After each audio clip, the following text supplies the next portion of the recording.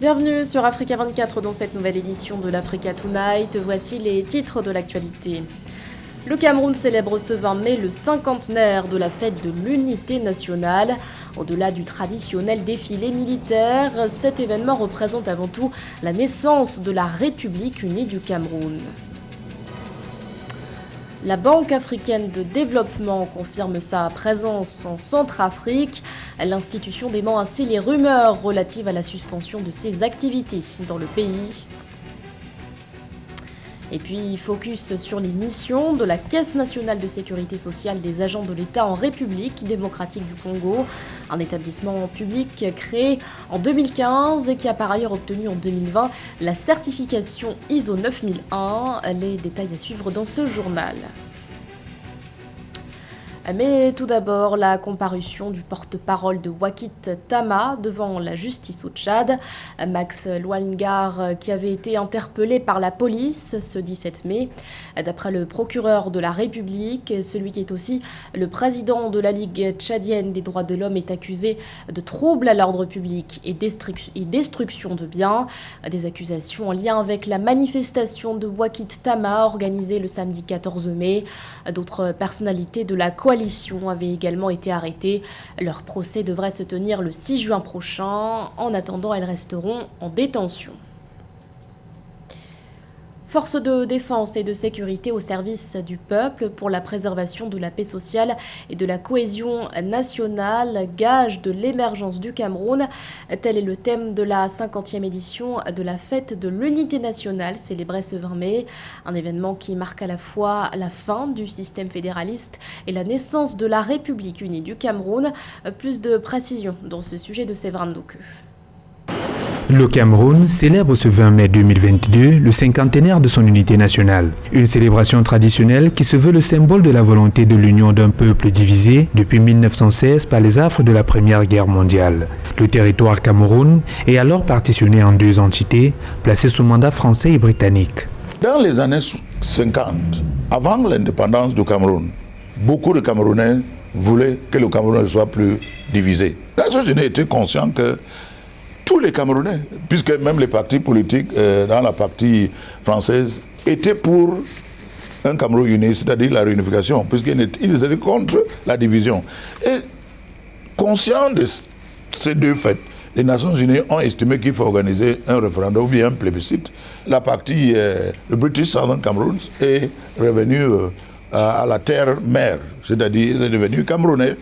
Après la déclaration de l'indépendance de la partie francophone par le président de l'époque, Amadou Ahidjo, le 1er janvier 1960, la partie anglophone emboîte le pas le 1er octobre 1961, donnant naissance à la République fédérale avec deux États.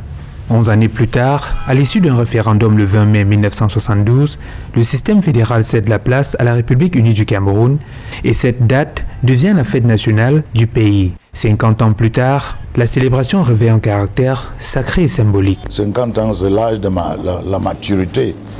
Et donc, en tant que nation unie, sur la forme État unitaire, le Cameroun, l'unité nationale au Cameroun, c'est à la fois une réalité et à la fois un construit, un processus. C'est donc ici, sur l'emblématique boulevard du 20 mai, déjà drapé aux couleurs des grands jours, que va se dérouler la grande parade de la célébration de la 50e fête de l'unité nationale du Cameroun. Les populations vont donc pouvoir renouer avec les habitudes du défilé militaire et civil après 2 années d'absence, dû au sévice de la pandémie de coronavirus qui n'a épargné aucune nation. Pour cette édition donc, plus d'une cinquantaine de carrés de 149 personnes sont attendus. Ils vont battre le pavé pendant 90 minutes chrono pour donner à cette cérémonie tout son prestige. Depuis le boulevard du 20 mai à Yaoundé au Cameroun, je suis Séverin Ndouke pour Africa 24. L'actualité nous emmène également en Tunisie, qui abritera pour la deuxième année consécutive l'exercice naval Phoenix Express 2022. Une information confirmée par le ministère de la Défense, qui dans un communiqué précise que cet exercice verra la participation de pays d'Afrique du Nord, de l'Europe et des États-Unis. L'opération en question se déroulera du 21 mai au 4 juin prochain. Son enjeu, je cite, « approfondir la coopération entre les forces marines présentes et garantir la sécurité maritime et la stabilité en Méditerranée. Il s'agit également de renforcer les capacités opérationnelles pour lutter contre les trafics d'armes et la drogue. La Banque africaine de développement continuera d'accompagner la Centrafrique dans ses projets de développement. L'institution vient ainsi démentir l'information selon laquelle elle avait suspendu ses activités dans le pays. Cette rumeur qui avait circulé dans les médias était liée à l'adoption du Bitcoin comme monnaie officielle. Les explications de Corinne Kamze-Eoné, commentées par Roberto Bogby. La Banque africaine de développement est bel et bien présente en Centrafrique. Un rappel qui s'impose alors que les rumeurs relayées par certains médias locaux avaient annoncé la suspension des activités de la BAD dans le pays. En tant que partenaire au développement, la BAD reste déterminée à accompagner ce pays d'Afrique centrale, comme l'illustre cette cérémonie de don de matériels agricoles alors que le pays a lancé sa campagne de maïs. Alors, les actes parlent mieux que les paroles, n'est-ce pas? Nous sommes là sur le terrain, la Banque africaine de développement, pour donc la réception des tracteurs, des premiers tracteurs dans le cadre du projet Brecan, donc projet maïs, mais d'autres tracteurs, d'autres engins vont suivre. Nous sommes sur le terrain, je pense que c'est la réponse qu'il faut donner. Il n'y a pas d'autre discours à faire. Nous sommes aux côtés du gouvernement centrafricain, du peuple centrafricain. La Banque africaine de développement est la banque des Africains, c'est la banque de tous les pays africains. Et au nom du président Adesina, nous sommes là donc pour accompagner le gouvernement dans la mise en œuvre de son programme de développement. La Banque africaine de développement a ouvert un bureau national à Bangui depuis le 8 mai 2012. Avant cette date, l'institution financière panafricaine avait déjà financé 39 projets pour un montant total de 143 milliards de francs CFA en Centrafrique. Depuis 2020, la BAD a soutenu plus de 6 projets dans les secteurs de l'énergie, la santé et l'agriculture. Un financement approuvé en février 2021 d'une valeur de 11 millions d'euros appuie le projet de modernisation de l'aéroport international de Bangui-Mpoko. Son Excellence, Monsieur le Président, avait fait la plaidoyer pour la Banque africaine de développement pour les accompagner dans les différentes séries de projets. Il a lancé le pays dans le phase de la consolidation de la paix et aussi de relèvement économique, ce qui est très très important. Les rumeurs faisant état de la suspension des activités de la BAD en RCA interviennent dans un contexte où le pays est interpellé par la Banque des États d'Afrique centrale. Les autorités du pays ont en effet adopté une loi autorisant le recours à la crypto-monnaie comme monnaie légale. C'était en 2020, en République démocratique du Congo, la Caisse nationale de sécurité sociale des agents publics de l'État obtenait la certification ISO 9001. Elle devenait ainsi le premier établissement public congolais à obtenir ce titre. Depuis sa création en 2015, la Caisse s'est donnée pour mission d'offrir aux agents publics de l'État des prestations de sécurité sociale. Reportage de notre correspondant Jacques Amboka. En République démocratique du Congo, c'est un bel espoir qui s'ouvre sur la gestion des prestations sociales des agents publics de l'État. Une mission confiée à la Caisse nationale de sécurité sociale des agents publics, CNSSAP en cycle. Créée en 2015, la CNSSAP compte à ce jour plus de 192 000 souscripteurs qui peuvent, grâce à cette institution, s'attendre à un avenir social sécurisé. À ce jour, c'est 192 000 cotisants, voilà, SENSAP, pour on arrondit 1000 bénéficiaires directs et indirects. Sur le plan territorial, la SENSAP est déjà à Kinshasa et à Lubumbashi. Fruit de la réforme de l'administration publique, la CNSSAP est engagée dans une gestion transparente et de qualité exigeante. Par ailleurs, une implication de toutes les parties engagées, principalement les assurés. Grâce à cette gestion saine, la CNSSAP est la première institution publique en République démocratique du Congo certifiée norme ISO 9001. Derrière, effectivement, il y a un gros travail en termes de conformité, parce que la certification ISO 9001 suppose une triple conformité, une conformité légale et réglementaire, une conformité normative, donc par rapport aux exigences de la norme, mais également une conformité par rapport aux attentes des clients et de toutes les parties intéressées pertinentes. Pour son directeur général, le principal défi de la CNSSAP est celui de l'extension de la couverture des autres agents de l'État, comme l'armée de la police, les magistrats ou enseignants. Notons qu'actuellement, seuls les agents de carrière de services publics de l'État sont assujettis. C'est une réelle innovation dans le traitement du diabète de type 1.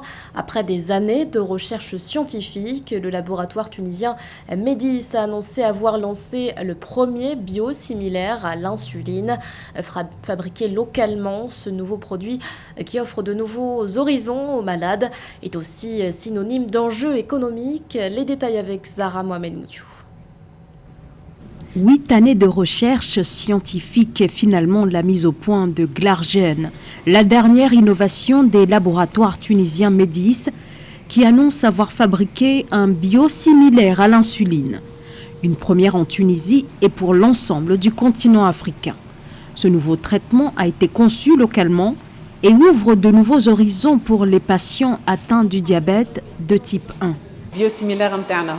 Notre alternative biologique est un flacon de 3 ml, ce qui représente un traitement de 10 jours. Bien entendu, il s'agit d'un médicament conforme à la prescription d'un médecin. Son prix sera de 17 dinars, soit environ 40% de moins que les médicaments importés par l'État tunisien. Il ne s'agit pas d'un générique, mais d'un médicament biosimilaire développé par des chercheurs tunisiens sur la base d'une nouvelle technologie. La mise sur le marché du produit devrait permettre d'atténuer les tensions sur les importations d'insuline et les pénuries régulièrement enregistrées. La vie de ces patients va changer avec cette alternative biosimilaire car elle est fabriquée localement et sera facilement disponible. Nous avons constitué une réserve pour sécuriser nos besoins pendant une période pouvant aller jusqu'à 3 mois afin d'éviter les problèmes de pénurie de médicaments importés dont nous avons été témoins au cours de la dernière période. Un nouveau traitement qui, selon ses fabricants, participe au renforcement de la sécurité et à l'autosuffisance en médicaments au niveau national. Médis travaillerait actuellement sur le développement d'un autre traitement, cette fois pour les patients atteints du diabète de type 2. Au Congo, Extra Musica Nouvel Horizon s'apprête à renouer avec son public. L'orchestre donnera ce samedi 21 mai un concert au Palais des Congrès de Brazzaville. Sa première prestation depuis la réouverture des salles de concert. Notre correspondant Deva Panzou est allé à leur rencontre. À Brazzaville, il est impossible de parcourir une artère sans apercevoir un support de communication annonçant le concert live de l'orchestre Extra Musica Nouvel Horizon de ce 21 mai 2022 au Palais des Congrès de Brazzaville. À quelques jours du rendez-vous, le guitariste et chef d'orchestre rassure sur la bonne préparation du groupe. Aujourd'hui, je peux dire tout est fin prêt. On a très bien préparé notre spectacle du 21 mai. Donc, on est prêt pour affronter le grand public. Dès 17h, on va commencer le spectacle. Donc, malheur ou dommage à celui qui va venir après, mais 17h pile, le concert va commencer. L'orchestre congolais Extra Musica Nouvel Horizon va livrer son premier concert live depuis la réouverture des salles de spectacle en République du Congo. Tous les amoureux de la bonne musique y sont conviés. Aux fanatiques du groupe Extra Musica Nouvel Horizon et aux fanatiques de tous les orchestres de Brazzaville, venez découvrir Extra Musica Nouvel Horizon en concert. Tout premier concert ce 21 mai au Palais de Congrès de Brazzaville, vous ne serez pas déçus. Il y aura un peu de tout, un spectacle riche en son et en lumière. Donc ça ne sert même pas que je puisse tout dévoiler ici. Venez seulement, vous allez découvrir. La dernière prestation scénique du groupe Extra Musica Nouvel Horizon remonte à mars 2022 lors du Festival des musiques du monde de Bouaké en Côte d'Ivoire. Notons que ceux qu'on surnomme les Diables Rouges de la musique congolaise s'envoleront pour une tournée européenne dont la première date retenue est le 11 juin 2022 à Paris. Ce journal a été réalisé par l'ensemble de la rédaction. Merci de votre fidélité. Et l'actualité continue sur Africa 24.